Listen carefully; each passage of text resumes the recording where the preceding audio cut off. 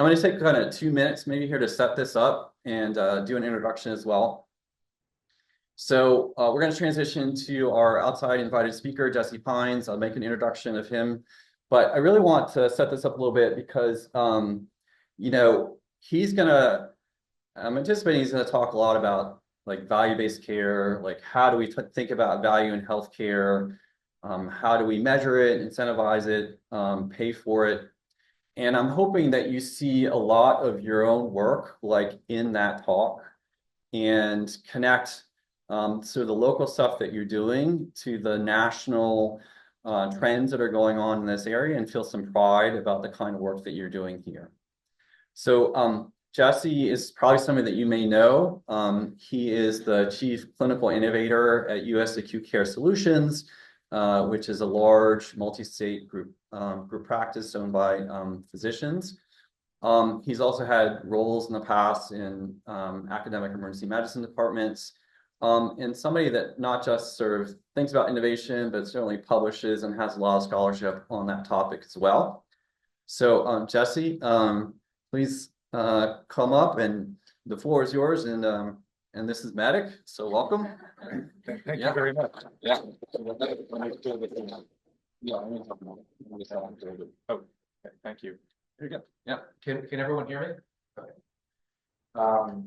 So thank you for the introduction.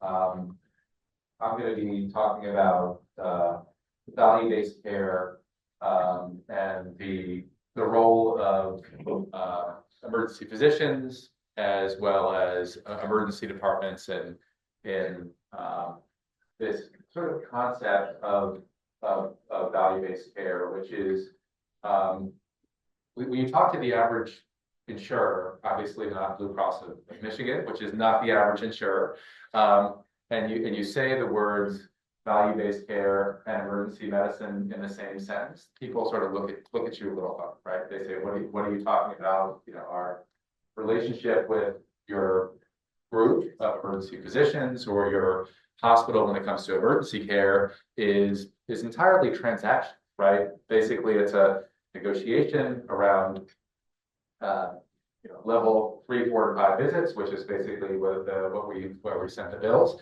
the rates for those visits, and the focus. You often will come out in the conversation. Can't you guys just get people to not come to the emergency department, or when they come into the emergency department, can't you just take the low acuity patients and then send them elsewhere? And the answer to both these questions is no, we're under EMTALA, and two is that we often don't sort of control our own demand for people coming into the emergency department. There are subgroups that we can somewhat control the demand of, like high cost users. But just for you all, what's happening here is really amazing and novel, right? This is a really unique partnership, and I'm going to highlight some of the reasons why this is so cool. What you guys are. So I'm going to be talking about the role of emergency physicians in value-based care, describe some real-world examples of what's been successful. I'm not going to go into detail into Medic. This, if I was talking to a group outside of this room, it would include Medic as one of, I think, the prime examples of where value-based care does work. And I think the third aim is going to be around sort of exploring some ways you can really make value-based care successful. And I think that will hopefully speak to this group who does that every single day. So what are some of the things that can be done at the local level to make this successful? So, again, this sort of concept of value-based care and emergency medicine is just foreign to a lot of the folks who initially conceptualized value-based care as basically taking a specific population of patients and managing that patients in more efficient ways, in a way that there is higher quality care and ultimately lower cost, and sharing some of those savings back with the clinicians who have been able to do that. that's the traditional model of accountable care organizations or whatever the latest acronym people use to sort of describe this. But when it comes to emergency care, there's sort of a different concept of patient has come to the emergency department. Can we do something different with that patient that has value both to that patient from the perspective of the insurance company for that beneficiary, where they are getting better care and they are having value be taken into account when it comes to their care delivery. And I think ideally having the same evidence-based care regardless of where they go. So that is really the alignment here. There's a paper by Michelle Lin, who's one of the thinkers in there, is that there's really been very little of this that's sort of gotten out there. This people in this room being an exception to that. And it's really sort of emergency medicine, ED patients coming in at the inflection point of a whole lot of, during an acute unscheduled illness, where they're at a trajectory of in the hospital, out of the hospital, out of the hospital with primary care follow-up. What we do in the emergency department being, getting the head CT or not getting the head CT. Those sorts of decisions have real cost implications. So from an insurance company's perspective, looking at an emergency department or an emergency physician group, there is a lot that group has to offer that's beyond just the transaction of the patient came into the ED and we're gonna pay you a certain amount of that. And one of those groups is, and there are a number of them, is patients who come in and have these sort of intermediate complex conditions. So you've got, folks who come in with their ankle sprain, they're going to basically get the same relative care regardless of where they go, plus minus X-ray if they do the decision rule. You've got patients who are critically ill. That really varies in terms of what's done. But it's often difficult to sort of decompose. This patient comes in with sepsis, is in the hospital for 5 days. What happened in the ED? Yeah, we did the sepsis protocols, but sort of trying to decompose what happens in the ED versus the hospital is difficult to do. But these intermediate complex conditions, up in the corner, heart failure, COPD, diabetes, UTI, that's a lot of patients out there who have these conditions. Some of this are chronic. Where when an insurer thinks about that population, they are often thinking about outside the emergency department. So, okay, can we get this CHF patient better managed, get them to take their medications, solve any SDOH issues, make sure they're on the right medications if they're managed closely. But so when it comes to insurance companies, they do know that this population is important because there are a whole lot of costs.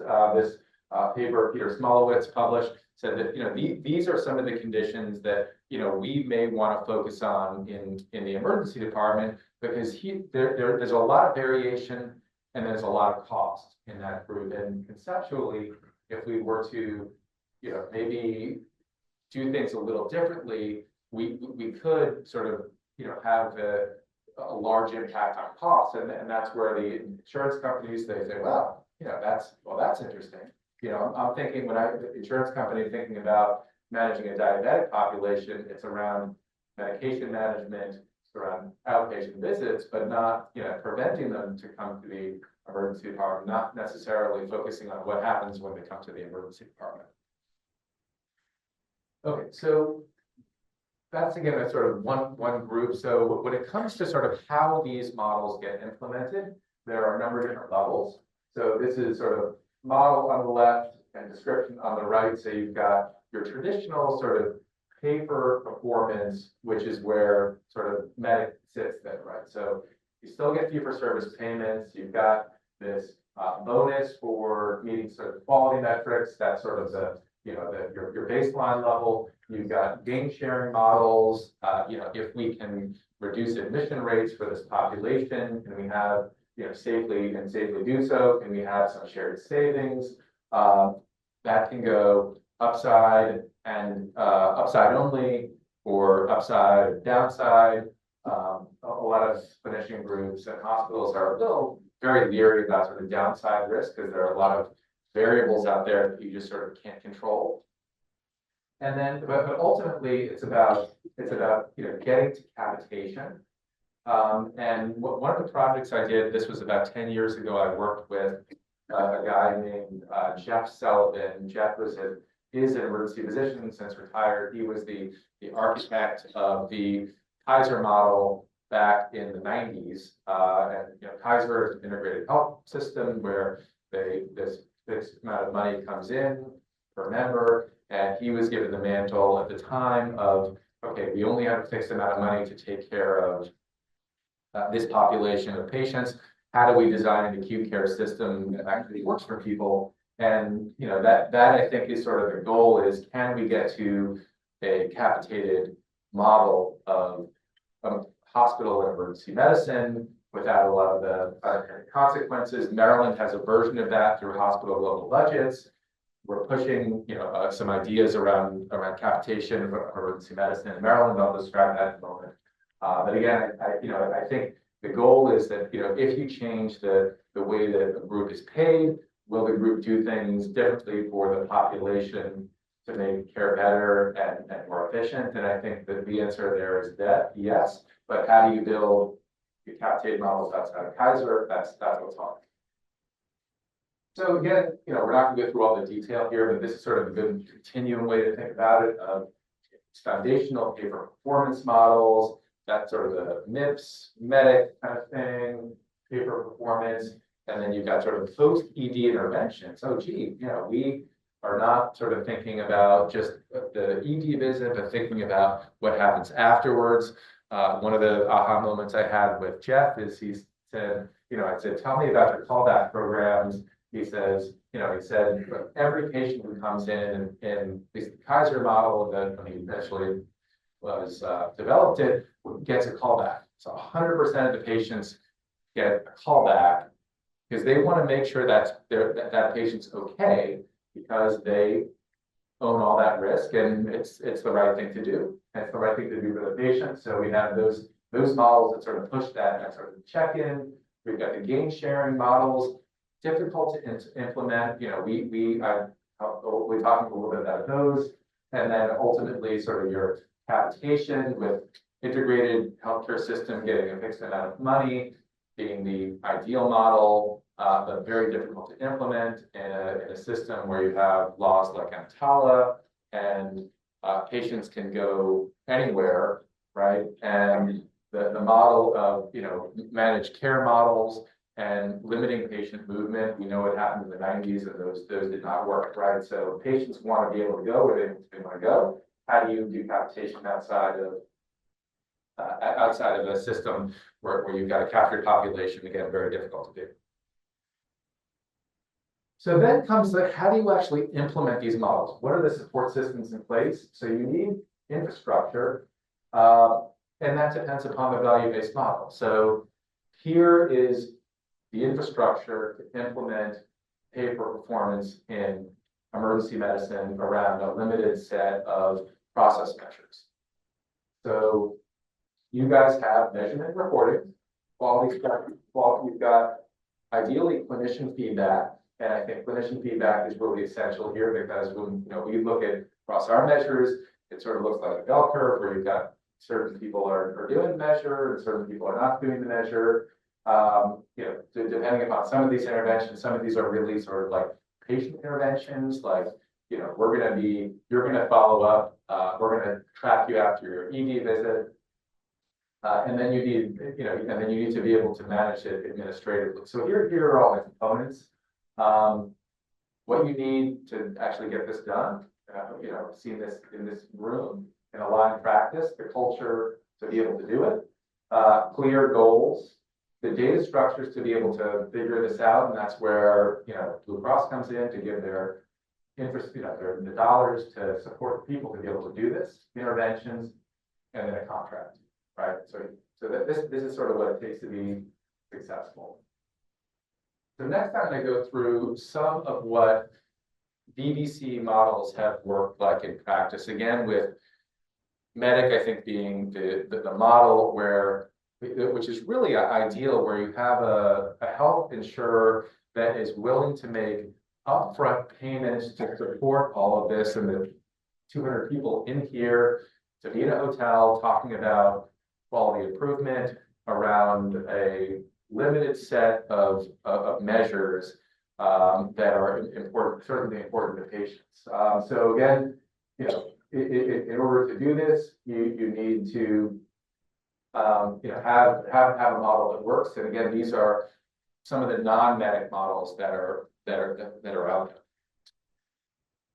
So this one is similar to medic. So it's called Pay for Performance Plus. This is a model that was it's not our group, not U.S. Acute Care Solutions. This is a Schumacher Clinical Partners, Randy Pilgrim, where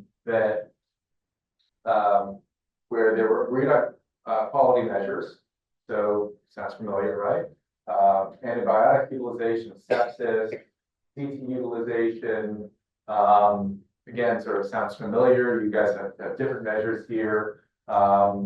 But sort of, follow-up visits are important to follow up after a primary care visit, focusing on alcohol use disorder and opioid use disorder patients. So again, sort of very, very specific clinical measures where you're going to an individual clinician and saying, this is important. Obviously, that there's good base validity there, where you get fee-for-service base, all or a portion of agreed on incentive pool. And then in order to do that, you need data.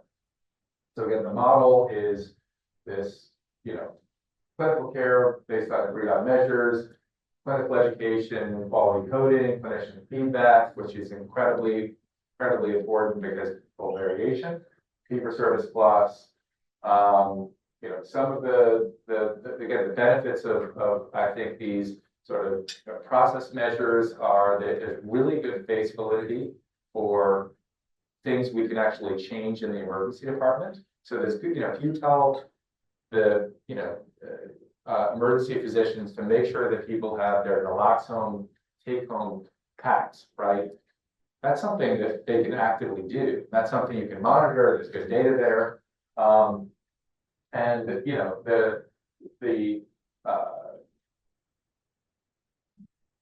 learning from this is that it's very doable, right? You can customize the measures. You can do sepsis or pediatric asthma or whatever it is, but it's very customizable. Here's another one, which is around bridges to care. This was a program that was launched in Colorado, and basically is around having on-site engagement during an ED visit, focusing on frequent ED users. So when you look at, from the insurer's perspective, they sort of look at their overall cost of care. The frequent ED users make up about 25 to 28% of ED visits. So that's a lot of visits. Certain patients come in and, some frequent ED users get sort of frequently released frequently. Some of them are really sick and they get admitted. There are a lot of SDOH, substance use, and mental health patients. I did a study years ago where we asked the question, this was with Medicare data, who are the persistent frequent ED users over time in the Medicare population? And it's people with medical illness, people with mental illness, and it's people with substance use problems. And if you have all three, there's a huge bar, right? Because those people who have schizophrenia and diabetes and homelessness, it's sort of this cycle of people coming back over and over again. Some of the findings of this model when it was implemented is what was effective. There was a significant reduction in ED visits, program savings, and sort of using that initial ED visit as a, is the emergency department a place to implement value-based care to prove to be very effective. So, some of the measures are, can we safely reduce repeat ED visits, safe for coming back? Can we reduce hospitalizations? And then give basically a portion of the savings back to the physician group and sort of, make sure that the extra resources that are available in ED are paid for. And what does that look like? That's around post-ED patient engagement, interventions, and sort of having that offline, folks who can actually do this work with frequent users. And so, going back to the Kaiser example, we call everyone. That person is not getting paid to call back everyone. They have decided to make that investment in that person to do the callbacks because it just makes sense because they own all that risk. So this is sort of a similar version of that model. So what can you do after an ED visit? There's sort of non-clinical stuff. So you can, one, make sure that people actually have primary care doctors. You can get them time the appointment. Again, these, sort of I like to call this sort of blocking and tackling of quality improvement, which, there's often a very large effect if you do that right. Supporting patients to make sure they understand their discharge instructions, making sure people get their prescriptions filled, which is a really big issue. And then you've got sort of the, clinical interventions you can do. Do follow-up calls. You can do telehealth encounters. You can, create sort of durable bridges to primary care and specialty care. Again, these are you talk to Kaiser and they're like, obviously we do all this, obviously, because we have the incentive to do so. And this is what sort of Jeff built in 90s and 2000s. And again, Kaiser is not the there are plus and minuses in terms of being a patient at Kaiser and sort of what you get, but there are systems built in place to make sure that people get to the right spot before they, they go to the right spot, that the right care is delivered in the acute care setting or wherever they go, and that they're okay afterwards. It's very basic. That the patient also wants all those things.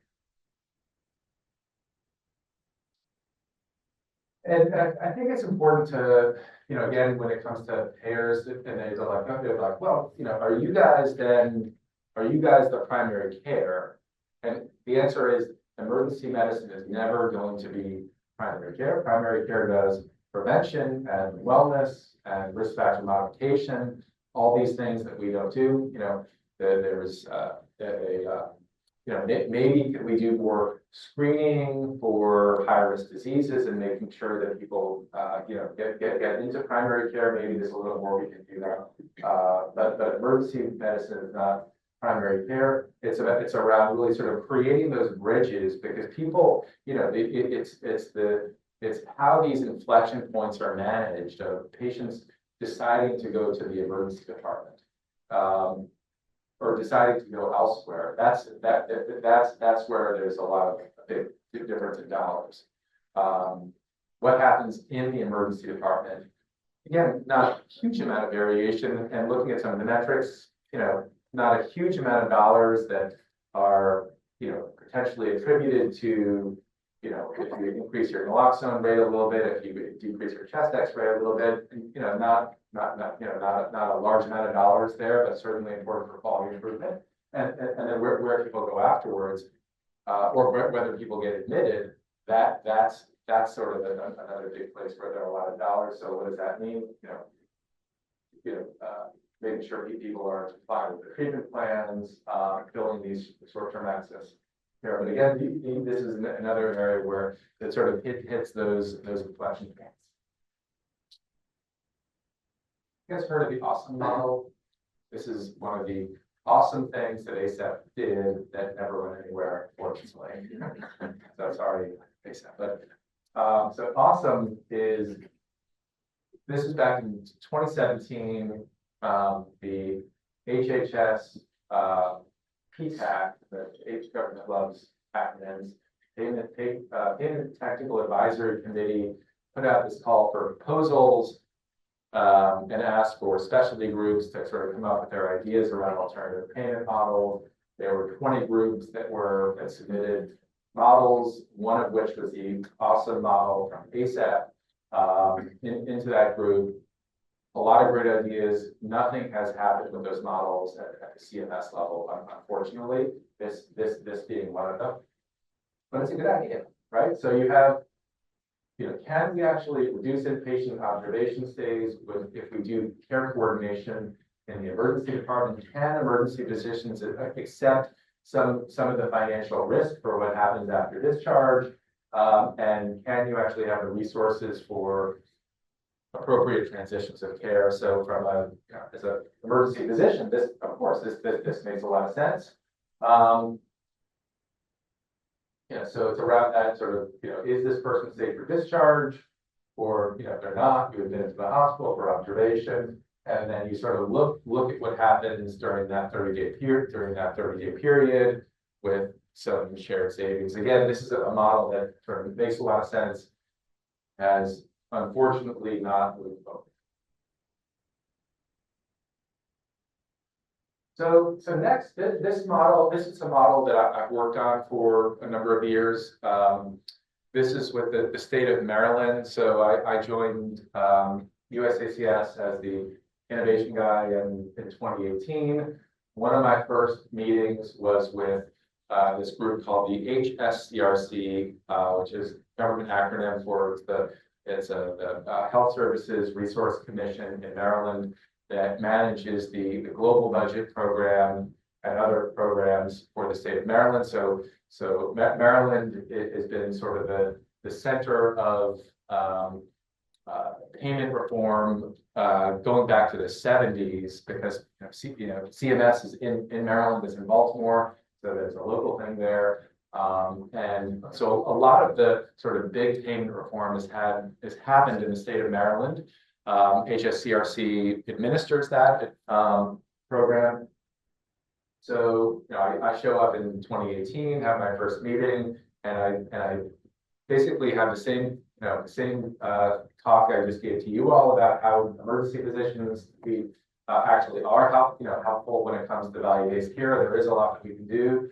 And the first response back to me was, we don't regulate physicians, we regulate hospitals. Go talk to your hospitals about implementing these programs. Have them pay you to do value-based care, which obviously is not going to happen, right?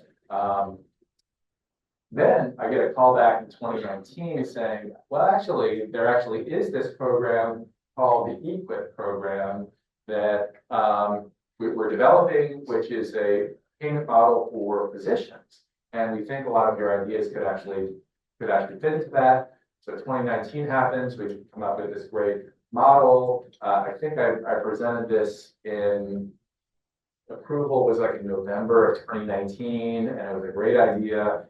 And then COVID happened, everything, scorched to a halt, focuses on COVID. Sort of got this going again in 21 and 22, sort of going out of the COVID pandemic. And essentially the way this particular model is designed is the goal is can we actually safely reduce the total cost of care of ED patients who come in with basically high variation, conditions where there's a lot of high variation.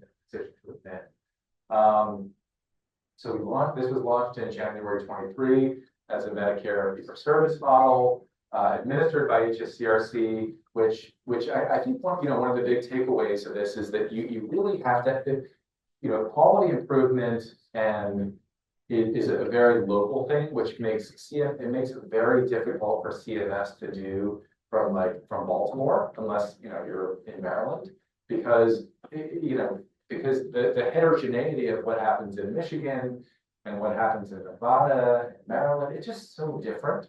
It's just so different.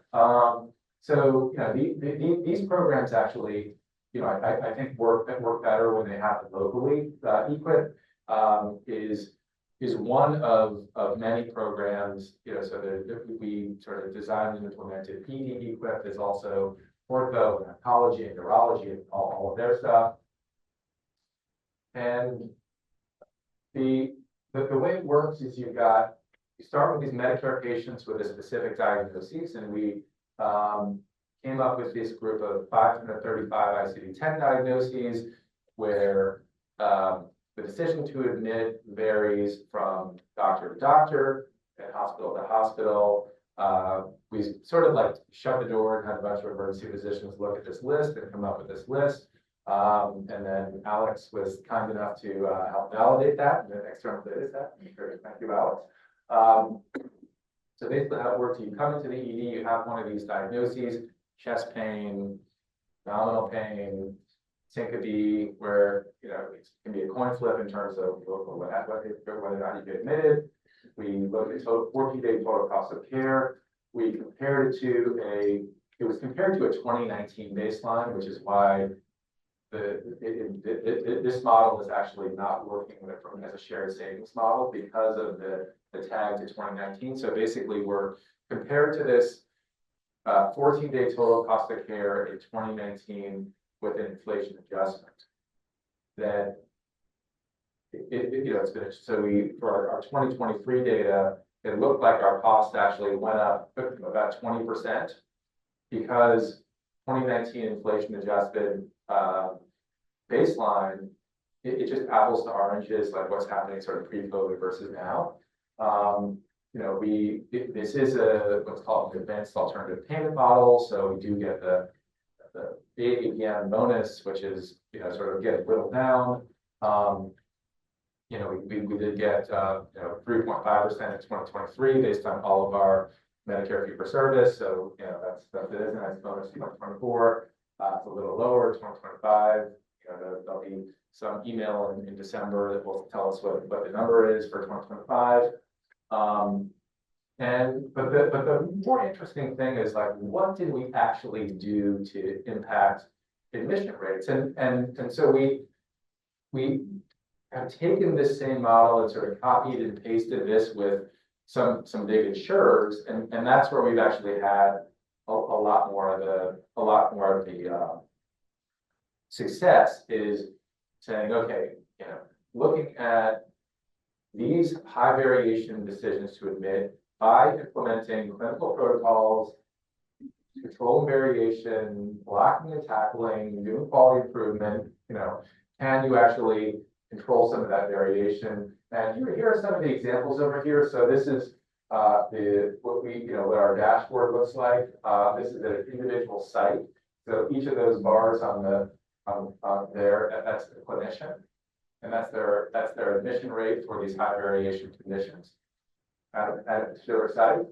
So that's how we control the variation. We basically say that docs, if you're above the 80th percentile, you were going to have a clinical conversation with the chair or medical director about why you are at 90 or 90th percentile admitter. So we give feedback. We look at 72-hour return admissions, which is not a great measure of quality, but that's sort of one of the ways we look at it. And we've been successful thus far in lowering admissions compared to specific baselines. So compared to a 2019 baseline, the total cost of care is totally different. We've been able to negotiate 2022 baselines. Well, that's actually a nice baseline to have that we've been able to thankfully memorialize in some of these programs and actually do better against.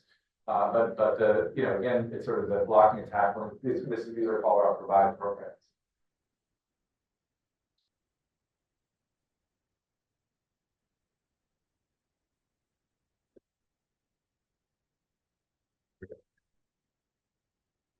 So next is these Medicaid capitation models, and now we're sort of going up the chain a little bit in terms of like how can we actually get to a capitated model? These are, and sort of how these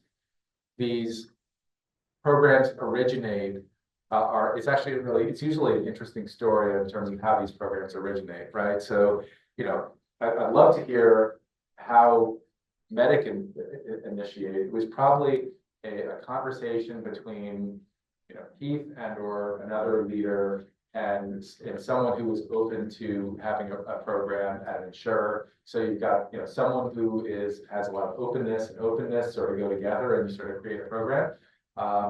Similar to, how the EQUIP program was developed, similar to how a lot of our private payer programs were developed, how bridges to care, you have someone who's open to these models.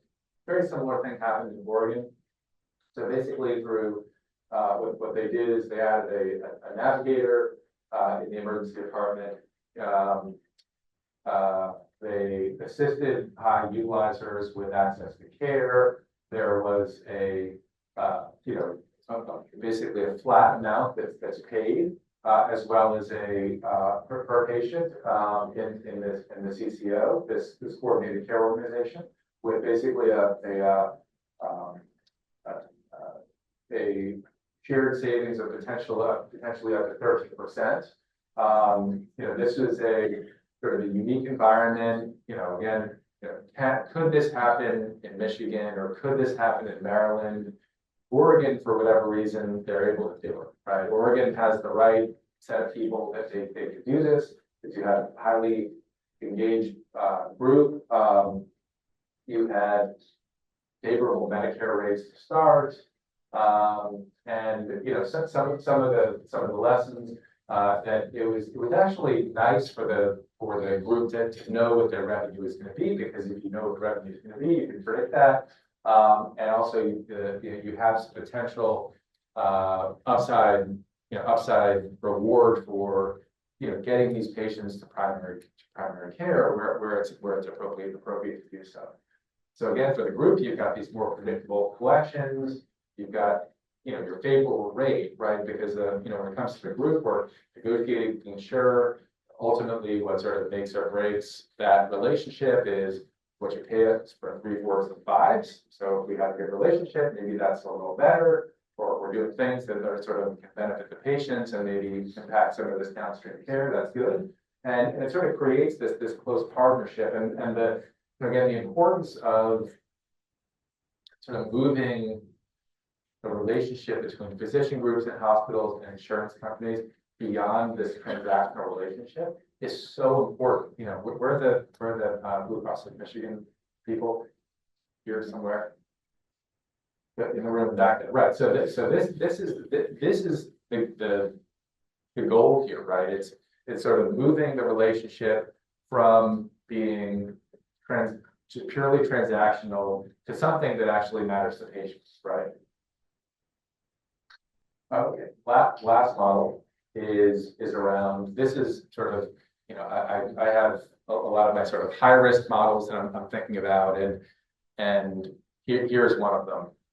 One of which is to basically try to create a way to have a global budget for all of emergency physicians, right? So, and really, the idea is, as emergency physicians, we're like the fire department, right? We are tasked to put out all the fires in the community, but currently we're paid per fire, right?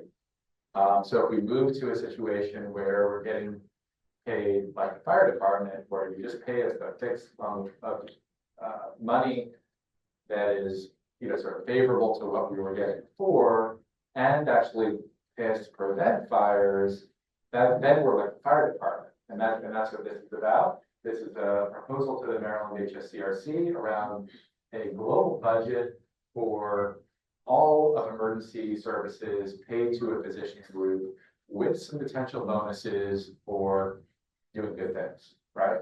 So, and for where we would actually have a fixed amount of money that we're getting paid, and that would be tied to inflation. and so, for the average physician group, they're like, well, so if you sort of track what we are going to get paid over time, likely under fee for service, with lowering payments for commercial payments and lowering payments from the federal government, sort of look like this. It sort of puts us in one of these things. So good for the physician group because we're getting fixed amount plus inflation. And then we can tag it to quality measures that are agreed on. Bonuses based on performance compared to your baseline, and then incentives to hospitals around focusing on boarding, which is boarding's not a problem. Oh no, it is a problem here. Getting hospitals to focus on boarding, maybe getting some bonuses to hospitals. The HSCRC has a mechanism to do this. And when I presented this to the economists of the state, the non-clinicians, they're like, this is a great idea. Why don't we do this for all doctors? And I said, first start with emergency physicians who already have the openness to try new things. We've had a lot of pushback, unfortunately, in terms of getting the emergency physicians to agree this is a good idea. Again, I think this is a great idea, but moving from this to something so disruptive, there's been a lot of pushback from physicians do I really trust the HSCRC to control all my payments? Because they do control all the hospital's payments. So HSCRC regulates all the payments to hospitals. There's a hospital level budget. It is basically a copy and paste of the same architecture, and we'll be applying that to physicians. So HSCRC is like, yeah, this is something we can do. But pushback is that physicians, hopefully there'll be a bit more favorable environment where we can push this forward. The mechanism is in place in 2026 to do this, thankfully, but we'll see. This is one of those high risk programs.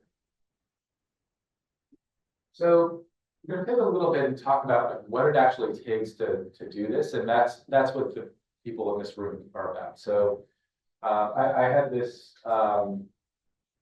experience. This back in 2012. I ran the SAEM consensus conference on crowding interventions in the emergency department. Keith was definitely there. And it was a bunch of like 20-headed researchers like the two of us talking about crowding data and boarding and blah, blah, blah. And I asked Randy Pilgrim, Randy's the chief medical officer at the time, of what it actually, I said, Randy, tell us researchers like what it actually takes to improve crowding in the emergency department, and tell us some stories. And he came up with a couple of things.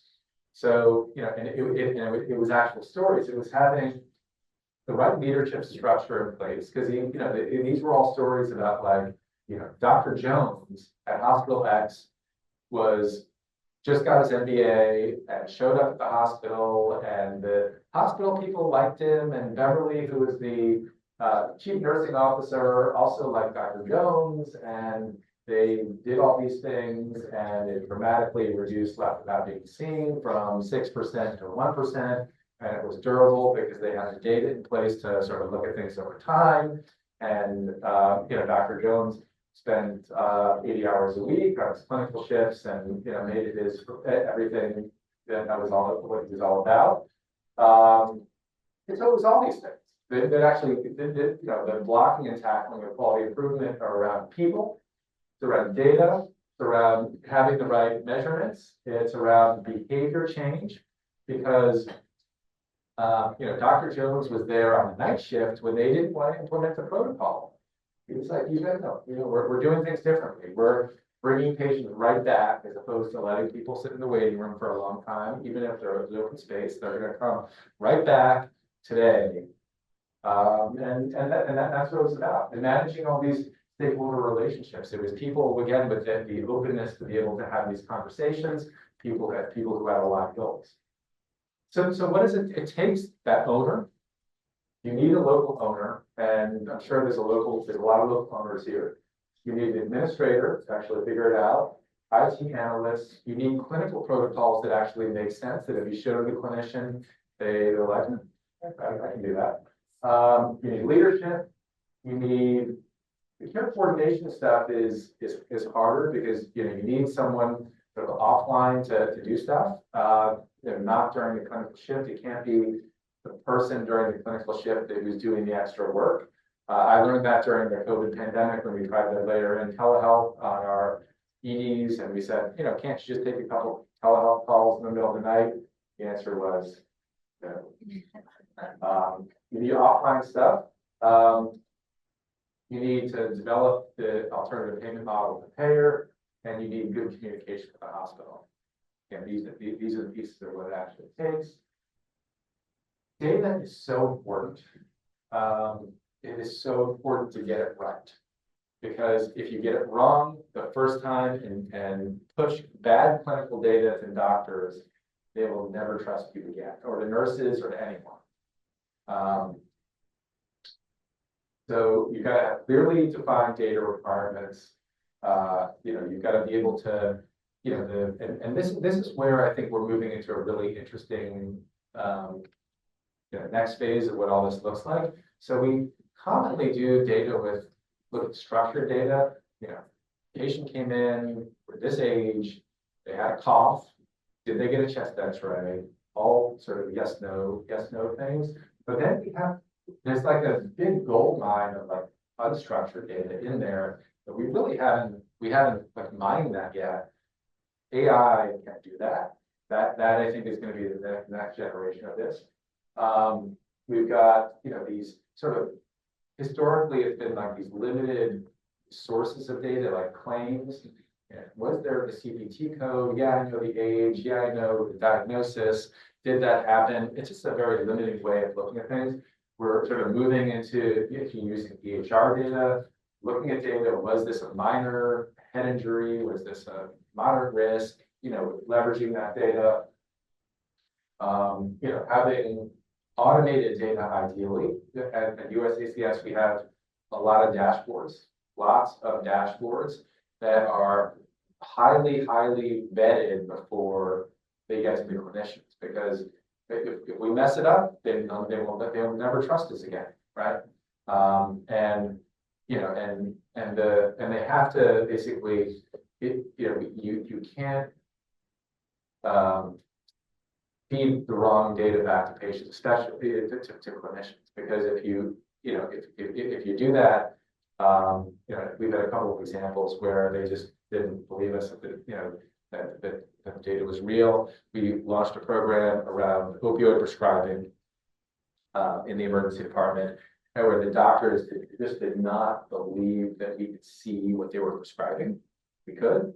And it was, you know, there was sort of a big hump to get over, and yes, we can actually see this, but you've got to be able to manipulate it. You've got to have really good, reliable data sources.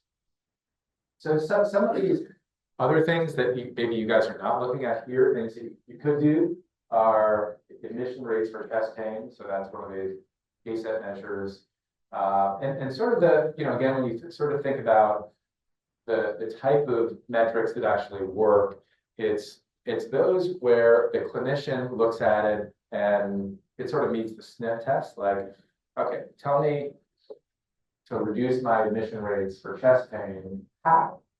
Well, we have this evidence-based tool called the Heart Score. Risk stratify people and admit based on a certain number.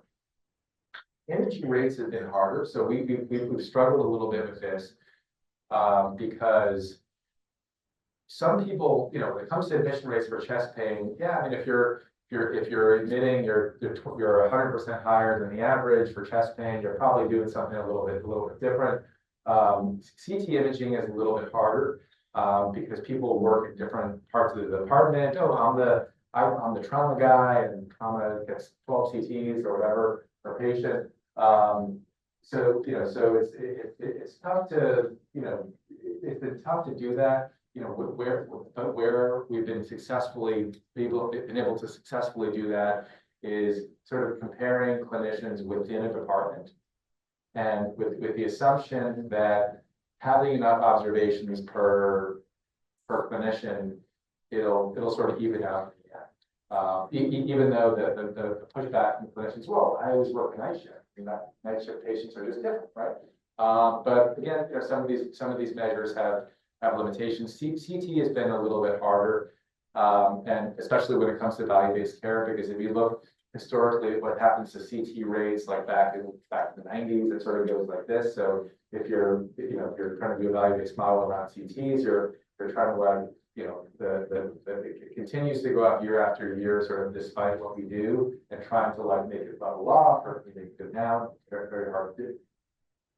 Antibiotic use of bronchiolitis, good phase validity, relatively easy to measure. But when it comes to, insurance companies, and we've put a lot of these sort of process measures in front of insurance companies, and they look at antibiotic rate for bronchiolitis and they go, huh. But again, clinically important, and the reason for that is, when their actuaries look at it, they say, look, I can't, yeah, it's great to reduce antibiotics and bronchiolitis, but there's nothing I'll be able to see in my claims to be able to do that. Except for maybe people are going to get a few fewer prescriptions, but the liver cheap anyway. Cost of care for frequent ED users, that's a big deal, right? Because the insurance company side, they see, lots of costs, especially when you have a graph that sort of looks like this, where you've got a long tail and you've got a few people at the end. That's like, well, can we intervene on those folks? Follow-up rate for ED discharges, I mentioned a couple of programs where they actually have been pretty successful at doing that, discharging a patient with abdominal pain who's got a negative CT on a Friday night, and they say, follow up with your doctor in 2 days. Patient leaves, belly still hurts, but my CT is negative, my labs are negative. What do you mean follow up in 2 days? Who's going to see me on Sunday? No one, right? So can you sort of get people to be seen earlier? Opioid prescription rate. We again, this story, we were very successful in reducing our rates. We started this program in 2020, and we're at the time we started with a rate of about 10 prescriptions per discharge patient, per 100 discharge patients. So basically 10% was our baseline. In our company, we have about 6,000 clinicians. There were, I think, about 300 physicians and APPs where their rate was 20% or higher. So what we did is we took that group of people, and we have our CMO team, which is sort of our group of leaders, and we divided up the list and started calling people. It's incredibly effective. We are now down at about 6 prescriptions per 100 visits. It's gone from 10 to 6 sort of over time. And we've gone from 350 outliers to 5. Incredibly effective. When I present this to insurance companies, what do they say? Yeah. Yeah. Good job, guys. But we're not paying for that. But again, maybe within terms of Medicare, or we have an insurance company who's open to it, who sort of sees the long game of, does engaging a group of people in quality improvement, who can do a lot of the blocking and tackling. Maybe some of those measures will evolve over time into these gain sharing models, and into ones that actually have balance.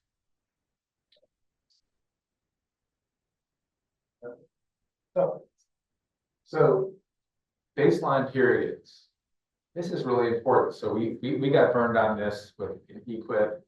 We had the 2019 baseline with however they calculated inflation. Inflation was a big deal between 2019 and 2023, 24. Didn't work out. 2022 baseline for admissions. Yes, we are all good there, right? So it's really important to have like the right baseline period. What happened in so Dartmouth, this is another sort of aside, but Dartmouth was one of the early adopters of the ACO system. And actually a lot of that came out of the Dartmouth Institute for Health Policy. A lot of the ideas around ACO, but when they actually implemented the program at Dartmouth. It didn't actually work because they were already so efficient that they had a baseline that was already so efficient. So essentially, it worked in McAllen, Texas, where they were doing stress tests on patients every year at baseline. And they're like, yeah, you know, if we stop doing these stress tests, it sort of goes like this. Dartmouth, you know, it's very difficult to sort of squeeze more efficiency where you're at baseline. So baselines this is like whether it will fail or whether it will succeed. I know there was a lot of discussion around baselines here. That is really key in coming up with the right number. Process measures, you know, again, process measures where it's sort of much more achievable and sort of easier to push that out. When it comes to utilization stuff, it's that's for overall cost of care. It's very choice of baseline is really what it's all about. So you've got your baseline period, you've got your performance period. You know, whether or not you measure at the site level, clinician level. So, you know, for opioids, we can compare our doctors in Texas to our doctors in Florida when it comes to opioid prescribing. When it comes to admission rates, it's apples to oranges, right? You also have to ensure a sufficient denominator, and this is really key. So we use a denominator of 30. 30 observations. Good thing about emergency physicians, or not too good thing. We see a lot of patients. You know, this makes it sort of very difficult to administer inpatient models because you don't really have the volume and the ability to risk adjust among physicians. But in emergency medicine, you do. We use an N of 30, a trailing 12-month estimate of 30 to say, yes, this is a meaningful estimate of your opioid prescribing for admissions. And we've done some work on that to make sure that, you know, it's sort of stable over time. And essentially the reason why this is important is what we don't want to do if we tell someone that their admission rate's too high, is that we don't want to be wrong. Because if I tell Dr. Coker, your admission rate is too high, but I'm actually wrong, maybe you're going to change your behavior in ways that are going to harm future patients you're going to see. Because, you know, if your admission rate is actually not too high and you try to lower it, maybe that's not going to be safe. So, you know, having enough observation. And having, you know, we talked a little bit about this, but having the feedback is important. You know, what works is evidence-based care. You know, making sure that you contextualize protocols within the medical staff office. That's really important.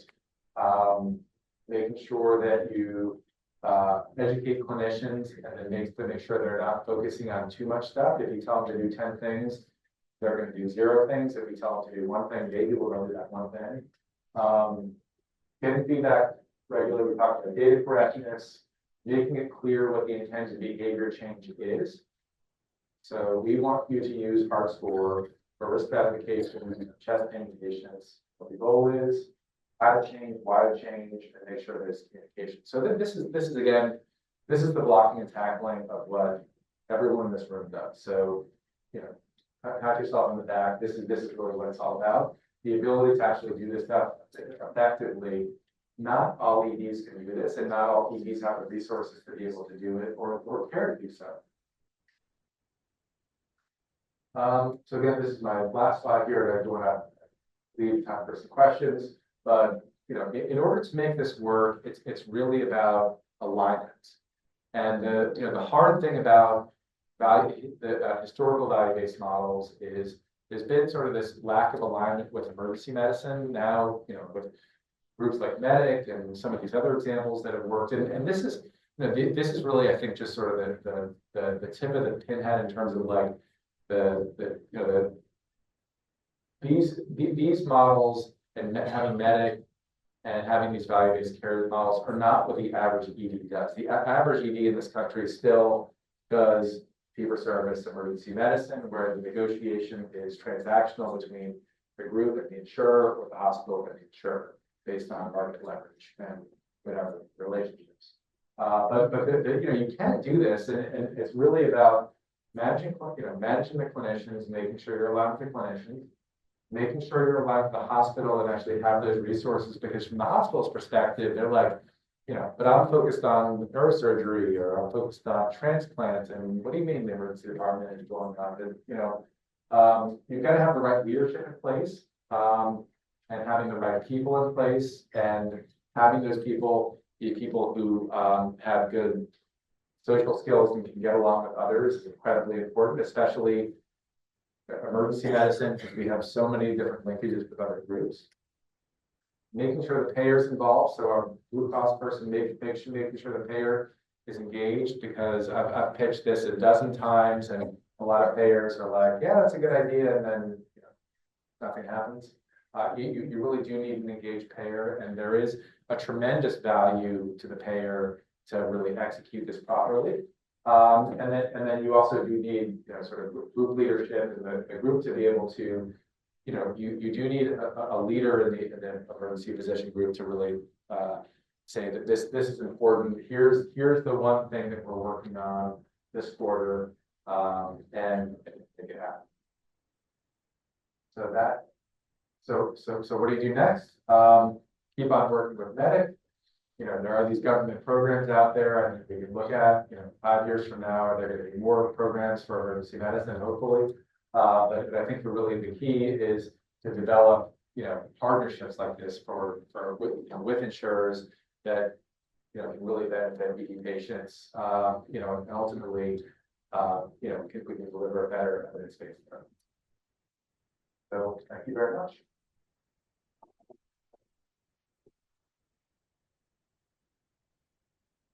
Any questions? Yeah, definitely a time for questions. Kind of 10 minutes or so here. Great talk. I have a question. A lot of the programs you talked about had to do with coordinating follow-up for patients. I guess my question is, like our data set that we have is focus. How do we found success, or a lot of people find success in getting some of that claims-based data for that further data, so you can know if they're actually affecting follow-up patients are, and how you can kind of that. Yeah, so great question. How do you know that they actually followed up? And the answer is the insurer has that data. So if there is in models that we've worked with, the insurer data has been sort of the marker of truth, basically. Whether or not they were able to follow up. And particularly if you've got a partnership there, and the insurers are sophisticated enough to pull data in meaningful ways. And we have had some, especially some of the smaller insurers, they just don't have the. Working with claims data is like a very specific skill, even with insurance companies. So making sure that you can meaningfully observe that with insurance data is the answer. Other questions?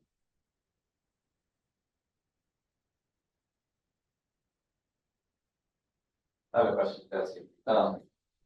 So there's certainly a lot of representatives from business groups, in the audience, and I'm curious, like, what kind of advice would you give them around, like, how to sort of position themselves, think about what are the right kind of priority strategies to take advantage of, what is likely to be more and more true around surviving care, because in position for success. Yeah, so that's a really good question, and again, from my experience, I think having an open communication with the insurers that's longitudinal and having a good relationship is really what it's all about. Sometimes it's hard to know who to talk to in insurance companies, so you've got sort of your network people who are involved in the transactional relationships. Sometimes you sort of present some of this stuff to the network people, and they just feel like, what are you even talking about? Like, let's talk about 3, 4, 5s. So I think the key is to try to find an advocate within the insurance company who can move this forward is really the key thing. If you're going to develop a new program. I think 2 is to we have examples of programs that work. So I think leveraging examples of stuff that works is the second thing, and trying to invent brand new programs. I wouldn't necessarily recommend that now. And we can sort of take this lecture and copy and paste some of this stuff, and here are some of the ones that actually have worked. We didn't know this years ago. Now we know it. And then third is if there is a model out there that maybe CMS one day will have some model. I'm not that hopeful about CMS doing anything in the near future, but I think participating locally, which is what everyone is sort of doing, I think those are messages. Great. Any other questions? Well, thanks, Jesse.